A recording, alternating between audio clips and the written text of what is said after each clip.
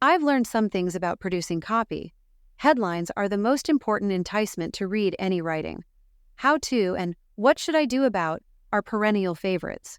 I routinely use those search terms myself, so I understand their function, both theoretical and fact.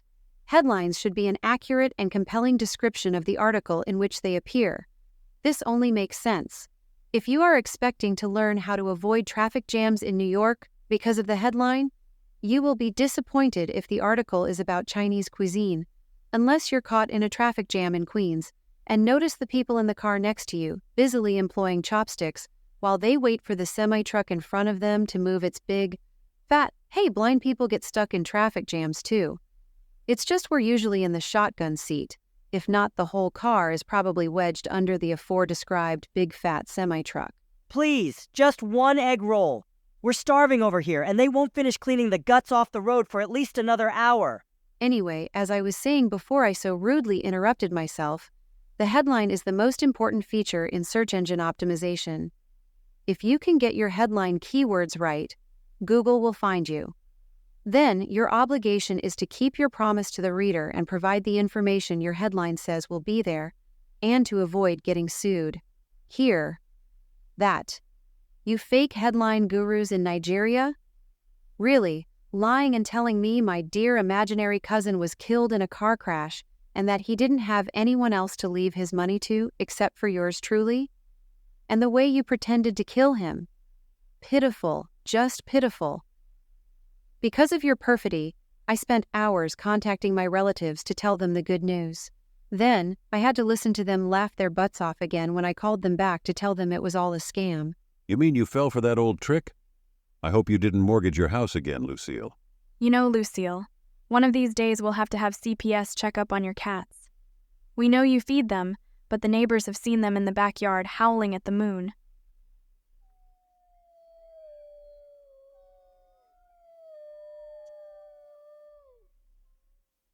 So I don't fall for just anything.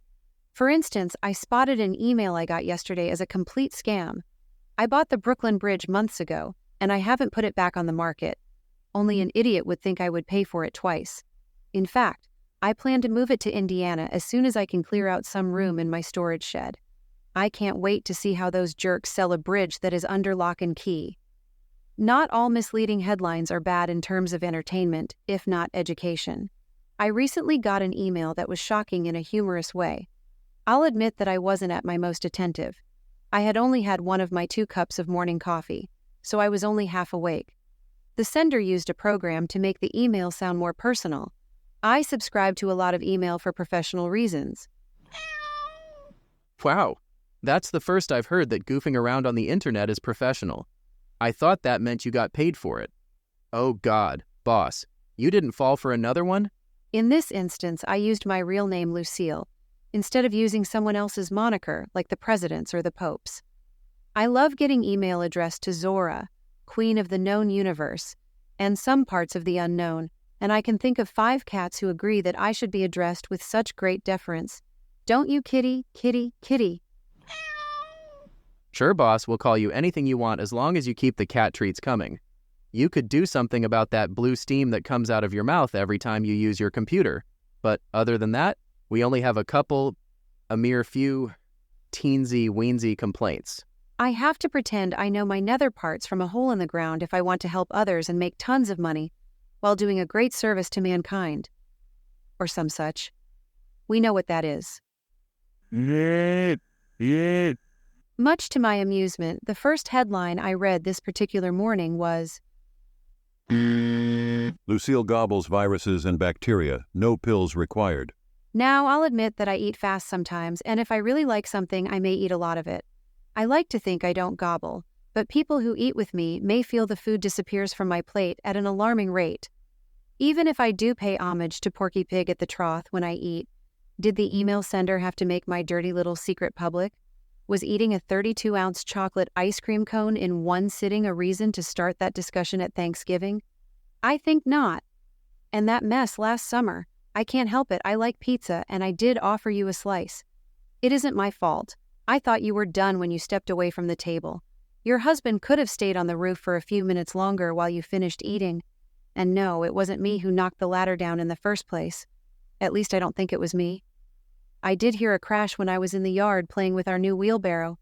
But no, that would be too much of a coincidence. By the way, I was proud of your husband. His language was almost as blue as mine. You can take that as a compliment from the best, but if I were you, I'd run for cover first. Anyway, back to business. I swear, sometimes it is hard to act dignified when everyone around you is accusing you of stuff. Oh, brother. Okay, I'm not really offended by the absence of a comma in front of my name. It only hurts my feelings a little bit. A polite "this" before gobbles viruses and bacteria would have been nice, but I'm always willing to forgive and move on. I'm classy that way. Sometimes, boss, all I want to know is why.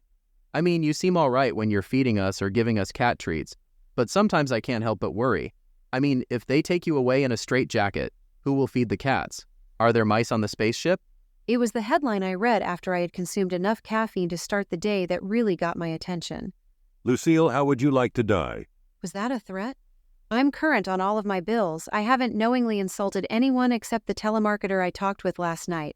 What I said to her may have been rude and even vulgar, but I had already hung up when I described her parentage at what my next-door neighbor told the police was an unseemly volume. Some people get so grumpy when I use my bullhorn. Hick, take a chill pill. The following are the quickest ways to die when the moon people land. A. By gunshot. B. By stabbing. C. By drowning. D. In a plane or car crash. E. Natural causes. Most polls are an excellent invitation to waste time. Since doing that is something I'm good at, I bit. The email turned out to contain a list of innocuous questions you might consider asking yourself if you are spending your evening with a bottle of tequila and a freshly charged vape. Not that you would ever catch me up to such goings-on. Your choices are 1. What is your idea of perfect happiness? a fully charged vape and a bottle of tequila. 2. What is your greatest fear? Running out of hooch before my vape is fully charged.